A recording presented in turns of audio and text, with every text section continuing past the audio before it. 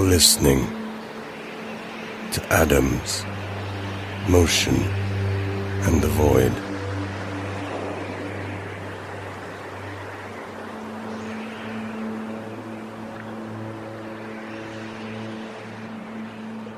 Mrs. Elizabeth Queelfight owned a gentleman's boarding house in Portland, where I lived for a while. She was actually unmarried, but she introduced herself as Mrs. Queelfight. She actually introduced herself as Madam Queelfight, but then quickly disqualified its use as being too arduous for the tongues of hard-working men. I was doing a stint as King Lear at the Strand, and would get back to the house in the early hours, strange feeling and discombobulated, still preferring to mumble Lear's lines rather than my own. The difficulty with Lear, as not with Hamlet, or really any of the others, is how it stabs into you and won't have removal. Thus, it was a very brief joke of mine, more to myself, as I rarely spoke to anyone, to say that I'd been leered and would soon have to go down in not my own, but his flames of madness. At any rate, Lizzy Queelfight would always be up, awaiting my return, drunk and hung heavy into a soft chair on the unlit porch. Her home was on a still cobbled street in a dark part of downtown, and although the city had begun to convert forwardly into a Bordeaux exclusively populated by box-glass monsters, there were still wooden homes here and there, great three-storied affairs that, if they were kitted out right, could house maybe 20 or 30 gentlemen. I would halt, smelling the sweaty waft of her midnight cigar, the pine tree mist of her gin and tonic. Standing 10 yards distant, we would speak together as though I were not a resident, but a passer-by to briefly enjoin, her cigar winking its hot eye. "Good night, was it, Sherwin?" she would ask. "Very good." "Cheer for you, did they, Sherwin?" "Stood for me. Packed house, too." "No one could ever stand for me," she said, and laughed. "Nor I for them, but I might for you, Sherwin. Though not now, of course, as I can hardly stay awake for you." She laughed again. Although her tone was bitter, and she was almost always perceived as being bitter, she was not. Rather, she was ironic and absurd, but this cosmetic sheen was rarely, if ever, discerned. Hers was a type of sour and very un-American rhetoric, better suited, or only known to suit, a certain kind of internationally successful man, or perhaps a cowboy. I was amazed that she never tried to set anyone straight. She never said, "Just joking," as I seemed always to be saying, as people didn't quite follow my own irony, and I could never seem to give up its crutch. "Did you get lucky?" she said. By this she meant with a woman. "Not yet," I'd say, invitingly, if not moving forward, then pushing my chest and face toward her in minutest courting. "Didn't go drinking afterward, did you, Sherwin?" Mrs. Queelfight loved stories of drinking, even when they were banal. "I had a little something at the Plough and Stars," I said. "Ah," she said, deeply pleased that I had been naughty. Naughty, in the world's eyes, was right as rain in hers. "Just an Irish beer," I said, "maybe followed by a Scottish whiskey or two. Something to unwind, to try to blow that leer out of my gunnels. Maybe another beer to be polite at the end." "You may come up, sir," she'd say. "Thank you, Lizzy," I would always reply. It was our ritual that I would continue standing just outside the small iron-wrought fence that enclosed her garden until invited in, as though the conversation were a kind of elaborate password, and she was making sure that I was, in fact, the Sherwin Sleeves she recollected, the one who understood her ironic self. In fact, in the subtler cloth, there was something uniquely warming and cheerful about speaking from the distance.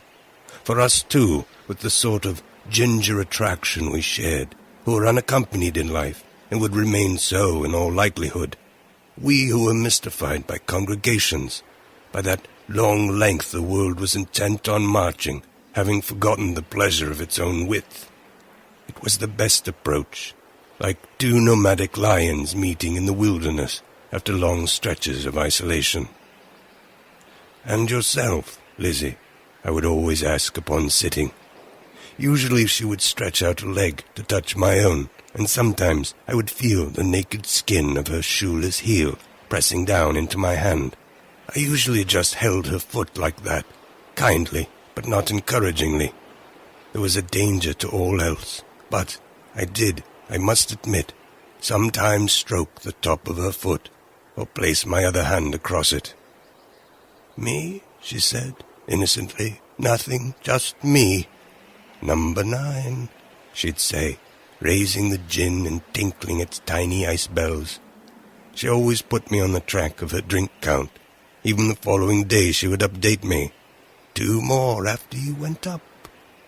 Usually one of the tenants was in duress or involved in some unpleasantness, and we would gossip amiably of their troubles. Baron Markovitz was a man in his early 30s, very bright but very peculiar. He was perpetually in terrible trouble with anyone you could be in trouble with. His parents, his ex-wife, his children, the police, the collection agencies, and Lizzy Queelfight herself, though she always insisted that he do her the honor of being the least of his problems. There was never any clearly bad news that would put him away for good, but a subtle, ravaging complexity of problems that seemed to wrap all around everything he touched.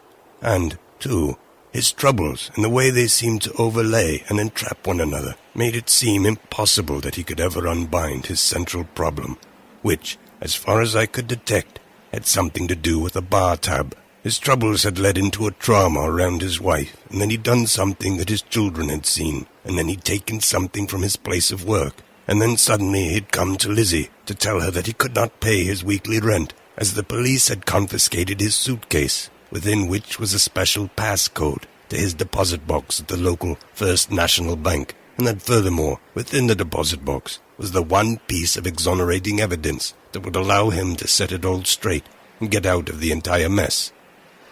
All of this entrenching mire and fabulation was for us a welcome confirmation, an exaggeration of what we both knew in our hearts to be the underlying state of the world. For the world, we knew, was not a stable theory. I remember only one lengthy exchange with Baron Markovitz. He lived on the 3rd floor, and I on the 2nd, and we'd nod our hellos in the stairs or landing. We ignored each other out of doors. But he lingered once in the 2nd floor lobby, seeing me fiddling with my keys at my door.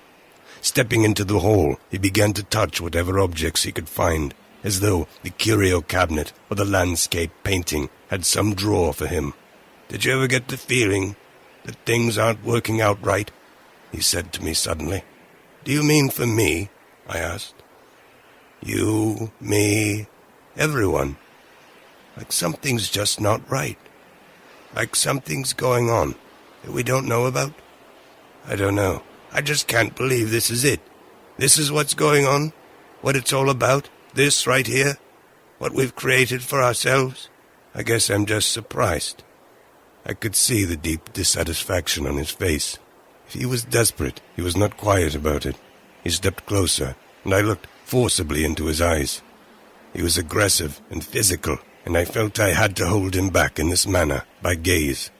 "You see," he said, and his arms fell out wide, as though to say he was both hiding nothing and had nothing left to offer. "I'd cry," he said, confessionally. "You might think I would. Why wouldn't I? I have every reason, but my heart can shatter before I let those bastards see me go down like that. I will not weep. I'll go crazy first. Before any tear goes from these eyes, I'll go crazy. I'll lose the way I want to lose. Nuts to them." And then Baron Markovitz quickly turned and left.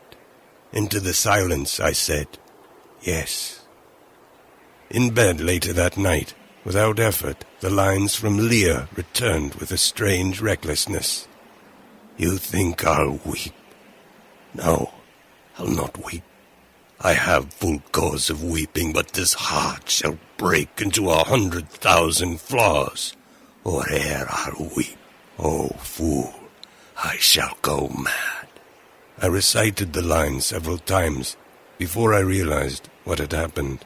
I don't know if Baron Markovitz was playing with me, or whether his life had all along been so collisioning with Lear's, or that there were King Lears all around us, reciting his lines in their own private form as they came to their own private dead ends. The following night, my performance was marred. As I entered Scene 4, Act 2, with the fool and gentleman attending, all standing before Gloucester's castle, with Kent before us in the stocks, I began my monologue rightly, but took a turn toward Baron Markovitz, a turn that felt at the moment to be a type of consummation of myself marrying into the world. And let not women's cheeks, water drops, stain my man's cheeks. No, you unnatural hags, I will have such revenges on you both, that all the world shall. I will do such things. What they are, yet I know not, but they shall be the terrors of the earth. I'd cry. You might think I would. Why wouldn't I? I have every reason. But my heart can shatter before I let the bastard see me go down like that. I will not weep. I'll go crazy first. Before any tear goes from these eyes, I'll go crazy. I'll lose the way I want to lose. Nuts to them. It was selfish and bad form. A transgression that could not be forgiven. That was my last performance of Lear. When I got home, Lizzy Queelfight was in her place as usual, cigar and drink smell draping the cobbled street. As I stood at the fence, waiting for her to speak, I realized she was not alone. I could hear the low rumble of a deep male voice. Baron Markovitz, I thought. I stepped loudly through the gate, announcing my presence, but their soft murmuring continued. I could see that Lizzy had stretched her leg out, and that Baron was stroking it, rather much higher than I'd ever dared. Struck cold was I when I heard her utter, "Oh, Sherwin, why take so long to move such a short distance?" I was standing before them on the porch in the darkness. Did she mean me? And then, the male figure said, as I stood to take my bows, I saw that my laces were undone. "I should come to see you, Sherwin," Lizzy said, "though I don't care for plays." At this, the man reached forward, Lizzy propped against her drunken elbows, and the man half stood. Their two mouths moved together. I was not a foot away, watching them kiss. My body soaked into the air, and I realized it was possible that, in fact, I had already arrived, and that further, in some fit of drinking and the delusions of playing Lear, that it was, after all, myself engaged in this amorous activity with the woman I had, on the slowest burner setting, been courting. I floated in my position, out of body, watching myself then move in again, to kiss her again. My first intimate encounter had me present only in the background. As our lips touched, I did not taste the smoke salt of her mouth, or feel the soft feminine skin of her cheek, but I was consoled. At least it was me. That was nice, Sherwin, Lizzy said, as our faces briefly parted. My voice cracked the whip of silence, a shock to the air, vibrant, metallic, and upsetting.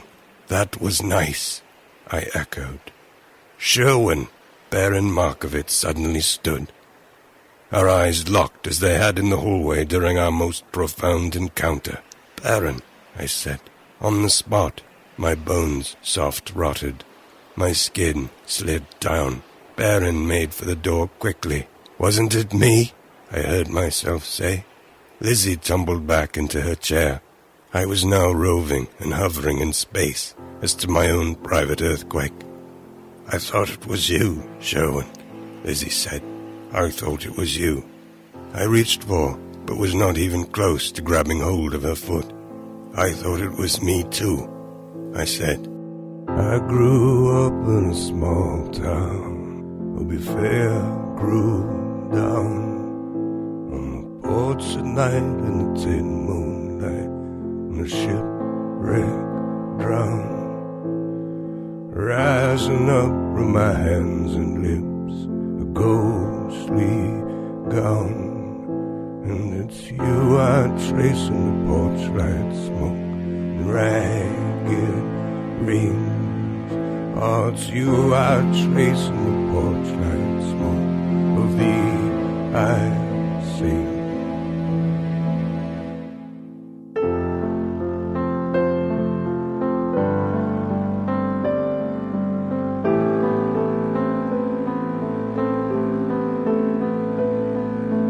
Rolling on now just like a train,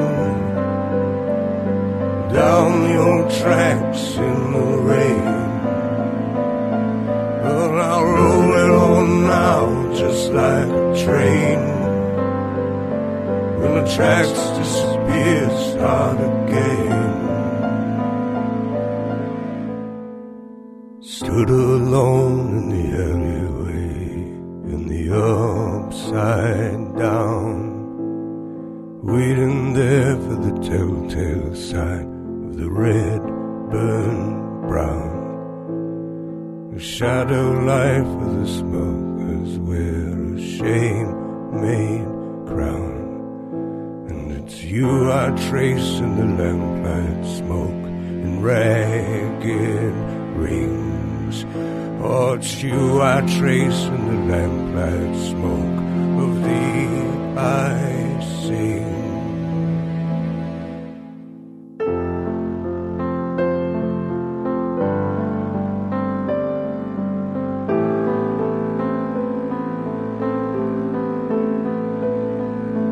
Rolling on now just like a train, down the old tracks in the rain. Well, I'll roll it on now just like a train. When the tracks disappear, start again.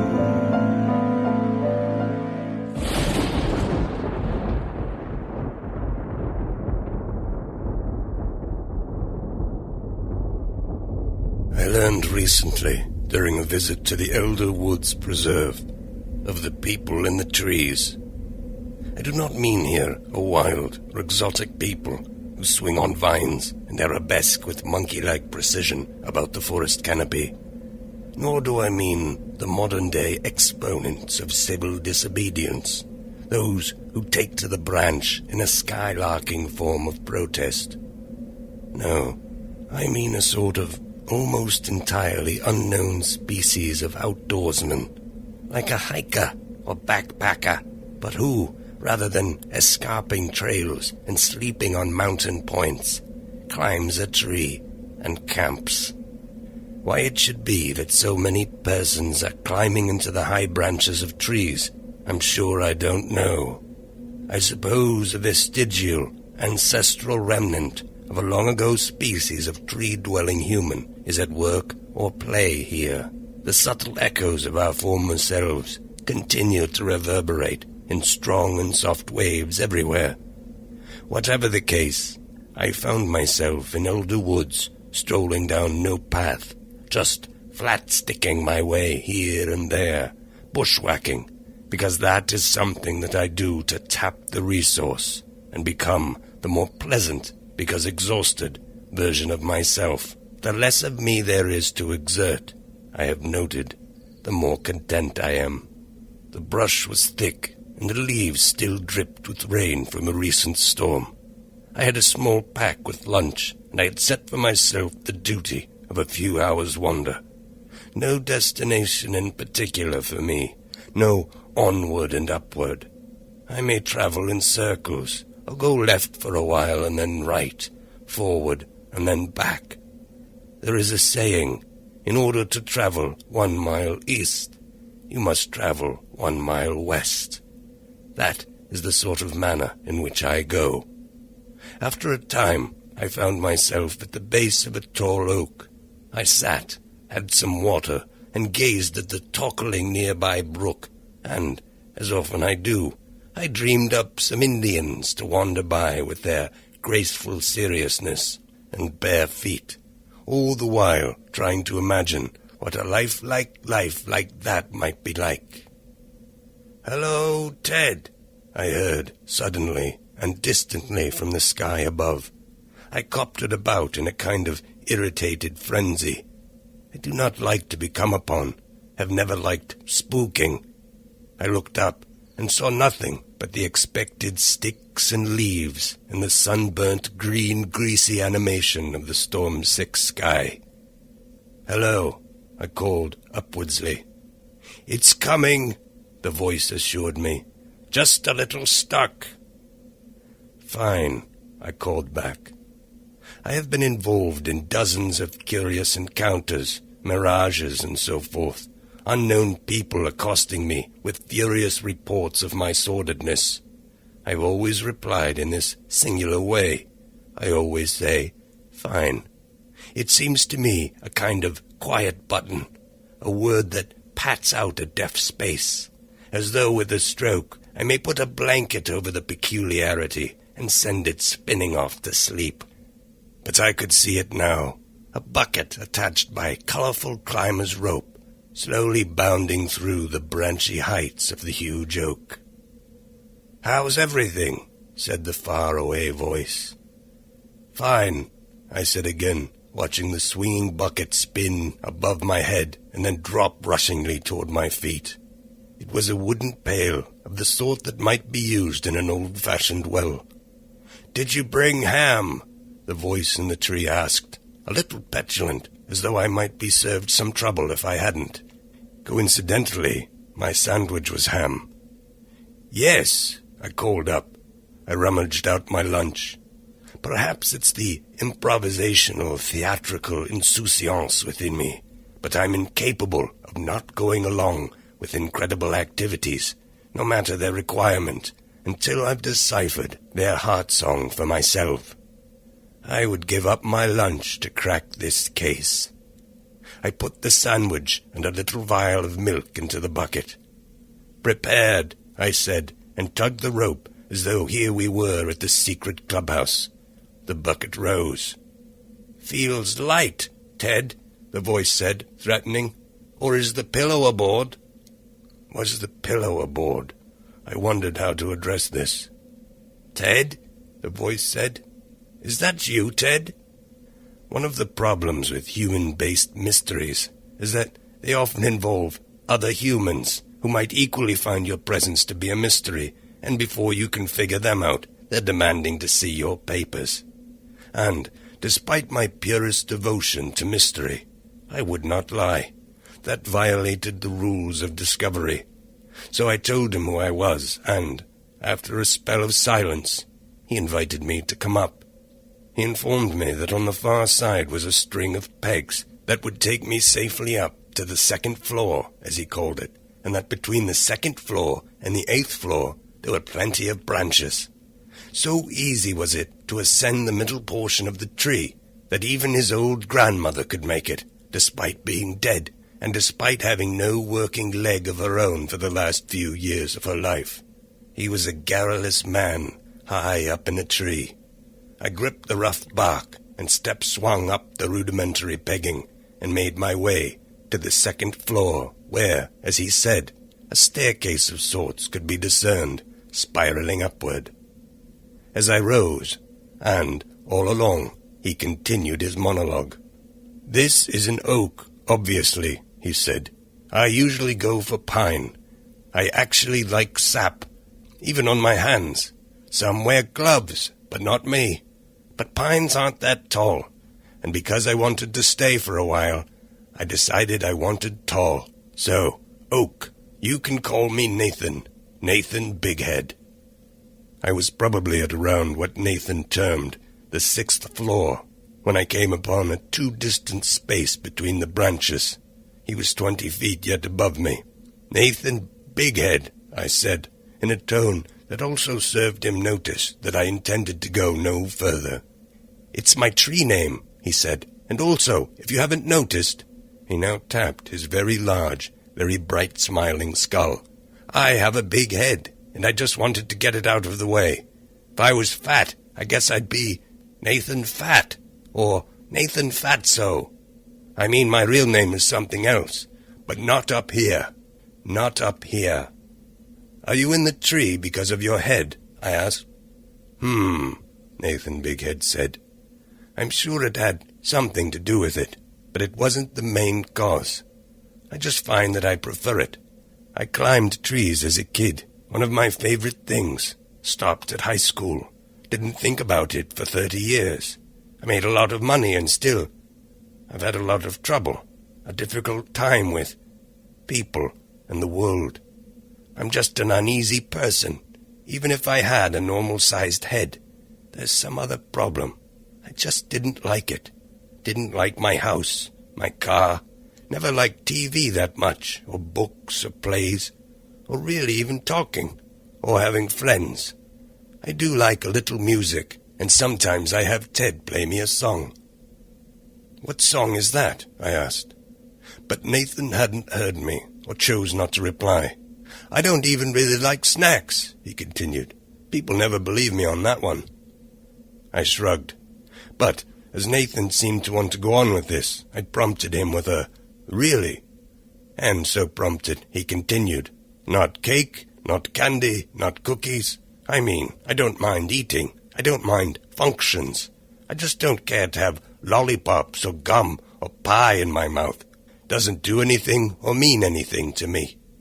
To me, it's like holding a red or yellow ball, as random as that. Like, oh, for dessert, I think I'll go hold a pink-colored ball. I see, I said. So, Nathan continued, I didn't feel like things were jibing, and one day it just came over me. I didn't even think about it. I put my briefcase down and climbed the nearest sycamore out in front of my house. I liked that, at least, and for a couple weeks I just climbed the tree in my yard. But then I thought, I don't want to be looking down grate and terrace at cars and telephone poles and pavement. And I don't want it looking at me. I want a real forest. So here I am. I've climbed most of these. This is the first one I've spent time in. And how long have you been here? I asked. About 4 months. I'm pretty well-to-do, Nathan Bighead said. So I hired someone to bring me food, which is why I called you Ted. Ted comes every day. I lower the bucket, he fills it, and that's that. We don't even talk much. I write down what I want sometimes and put it in the bucket. A distant rustling brought a shiver to my spine, but I quickly assumed the noise was that of Ted's approach. But it was not Ted.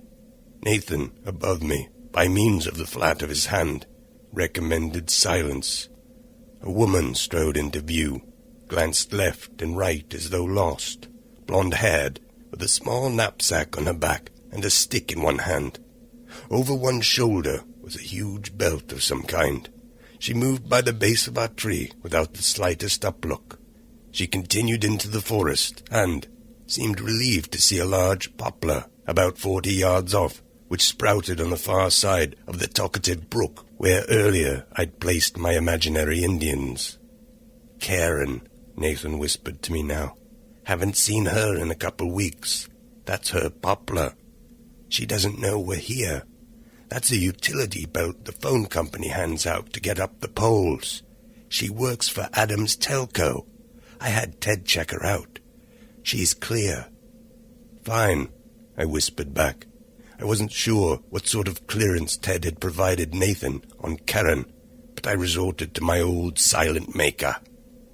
Karen stepped heedlessly into the stream, and on the far side, at the poplar base, she latched her great belt around her waist and began to ascend. Her boots were obviously spurred, and she moved quite rapidly up the mostly branchless poplar, banging her ankles into the trunk and then lifting the hoop of her belt. How long will she stay? I asked.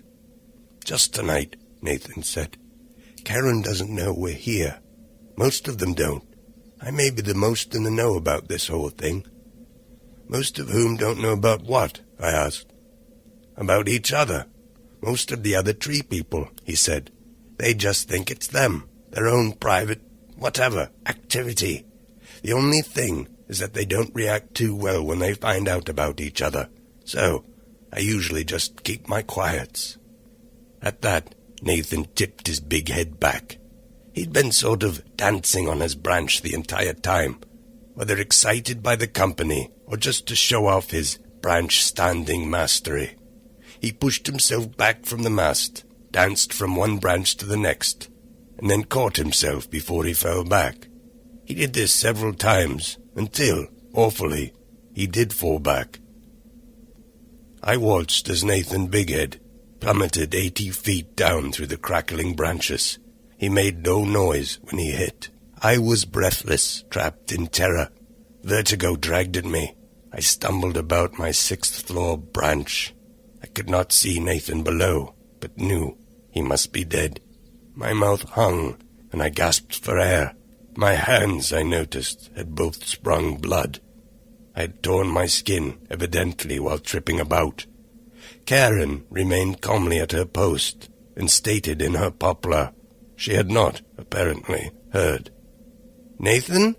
A voice now called from the bottom, and not a worried or terrified voice, a hopeful and somewhat exuberant one. "Ted?" I gasped.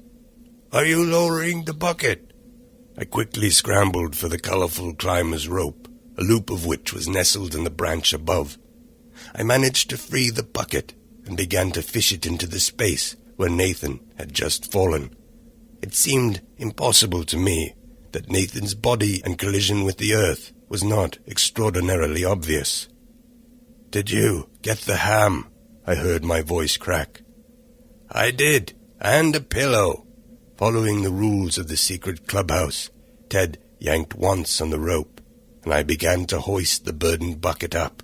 My bleeding hands hated the rope, and blood splattered along my wrists. "Anything else for you, Mr. Bighead?" Ted asked. His voice, so innocent, so unaware of the recent terror, connected me further to the guilt I was feeling over Nathan's death. My hands were bloody, a man was dead, and I was trapped in some game of pulling up a bucket. With further guilt, and possibly because my horrified mind was seeking refuge, I began to wonder what strange and non-snack-like items were being sent my way via Nathan's pail. "Anything for tomorrow, Nathan?" Ted asked. I heard my voice, dry and weak, call out, "The song, Ted. I'd like to hear the song." There was silence for a moment, and then the sound of guitar strings as Ted began to tune his instrument. I held the bloody rope in coils about my feet and peeked through the contents of the pail. Ham, bread, cheese, lettuce. No condiment, no dessert, no flavor of any kind. At first, I wasn't listening at all to the song Ted played, but soon enough, I was singing along too. It was the only way I would ever find of burying Nathan Bighead. I stayed in the tree that night and decided that with this one upward movement that I'd join them, the people of the trees. Well, I rode on the carousel till my horse tired. I threw darts at balloons till I won. And I drank all the lemonade, drove bumper cars, till it seemed like I owned the whole park. And wherever I went, well, I shook every hand. I said, welcome to my wonderland. I said, welcome to our wonderland. You've been listening to Adams, Motion, and the Void. Now I'm riding the Milky Way. I swim with the stars. I play cards with the moon and the sun. And I test with the infinite and pray next to God. I sing a lullaby, silent and dark. And whoever I've been and whatever I've done, I left a piece of our heart in the sun. And someday I will take everyone.